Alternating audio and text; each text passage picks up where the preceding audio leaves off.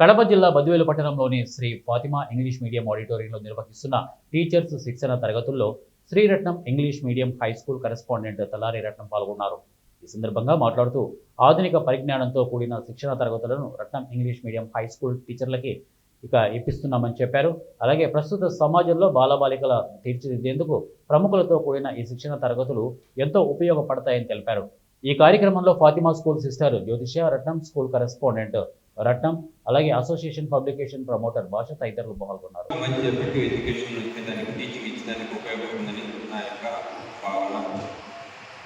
కాబట్టి ఇంతటి చక్కటి అవకాశాన్ని, ఈ వేదికను నాకు ఇచ్చిన Fatima English medium school principal మరి ఉపాధ్యాయులందరికీ ప్రత్యేకమైన ధన్యవాదాలు తెలియజేస్తున్నాను.